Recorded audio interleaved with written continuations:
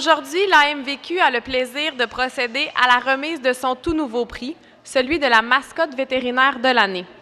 Ce prix a comme objectif de valoriser le parcours exceptionnel d'un animal vivant au quotidien dans un établissement vétérinaire.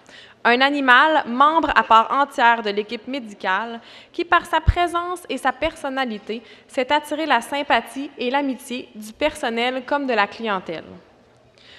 Pour cette première année, l'AMVQ a reçu pas moins de 15 candidatures. Qui des 3 finalistes sera le grand gagnant? Est-ce Kermit, une Amazone à nuque d'or femelle célibataire de 24 ans, qui est la réceptionniste la plus populaire de l'hôpital depuis 6 ans? Est-ce Patman, un chat domestique roux et blanc qui n'a pas de membre pelvien et qui épate ses collègues par sa détermination et son courage? Ou est-ce Simone, cette chatte domestique de 2 ans, paraplégique, qui accueille de façon exemplaire les clients? N'est-ce pas un choix difficile? Roulement de tambour. C'est à Patman que revient le titre de la mascotte vétérinaire de l'année remis par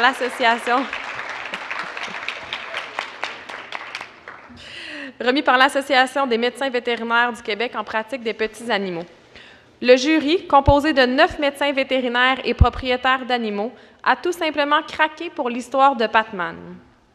Le tout a débuté il y a une dizaine d'années lorsqu'un bon samaritain s'est présenté à la clinique vétérinaire Rosemère avec un minuscule chaton âgé d'à peine 4 semaines. Il vivait sous un balcon avec sa mère et le reste de la portée. L'homme, croyant bien faire et voulant mettre fin à ses souffrances, désirait le faire euthanasier. Bien que fort sympathique, la petite boule de poil souffrait d'un important handicap. Il n'avait aucune patte arrière. Comment pourrait-il vivre dans de telles conditions? Mais la propriétaire de la clinique, la docteure Joanne Corbeil, voyait la chose d'un tout autre œil. Si ce rejeton, malgré son lourd handicap, avait réussi, pour se nourrir, à compétitionner avec le reste de la tribu, c'est que ce devait être un solide gaillard.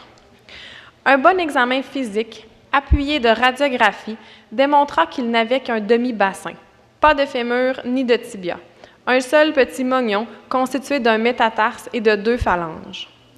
Malgré cette malformation, et avec l'accord du bon samaritain, ils décidèrent de lui donner une chance, quitte à lui confectionner un jour un fauteuil roulant à sa taille pour qu'il puisse se déplacer dans la clinique. Ne restait qu'à lui trouver un nom digne de son courage et de sa volonté de survivre, un nom de super-héros. Batman, Superman, Ultraman? Non, il fallait quelque chose de plus original et mieux adapté à la situation. Comme il lui manquait 2 pattes, ils l'appelèrent tout simplement Patman. Dès ses premières semaines de vie à la clinique, Patman a surpris tout le monde par son caractère bien particulier. Le moins qu'on peut dire, c'est qu'il avait beaucoup de tempérament. Il grognait sans vergogne lorsqu'il était manipulé contre son gré.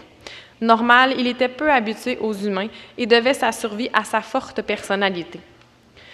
Puis, laissant la curiosité l'emporter sur sa timidité, il s'est mis à se déplacer. D'abord dans la cuisine des employés, puis finalement un peu partout dans la clinique. Quel étrange spectacle de le voir onduler à toute vitesse.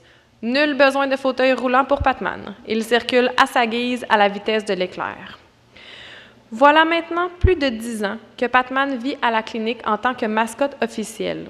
Tout le monde s'émerveille encore de le voir courir puis s'étirer après une sieste en positionnant tout son corps à la verticale. Sans oublier qu'il réussit toujours à grimper, une à une, avec ses 2 pattes avant, les marches du petit escalier qui mène à sa chaise favorite, près de la fenêtre. Quotidiennement, cet animal extraordinaire donne à tous les employés une leçon de courage et de ténacité. Il fascine les clients qui se demandent souvent quel accident l'a rendu ainsi, ou même si ce sont les vétérinaires de la clinique qui l'ont amputé.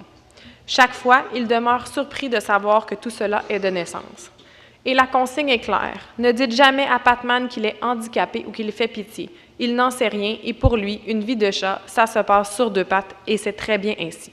Pour souligner cet exploit, Patman recevra aujourd'hui une plaque honorifique, le tout accompagné d'un chèque cadeau pour une séance photo professionnelle de Patman avec ses collègues de travail. J'inviterai à présent le Dr Jean-Philippe Fontaine ainsi que Patman à me rejoindre sur scène. C'est comme vouloir évaluer la démarche d'un chat en clinique vétérinaire, hein?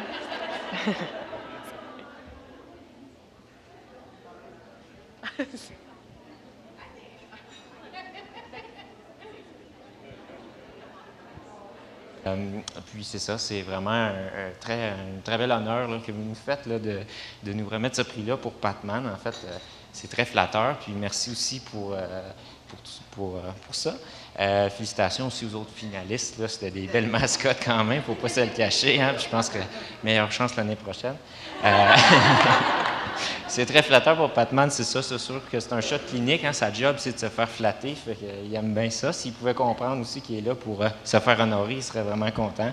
Mais c'est pas le cas.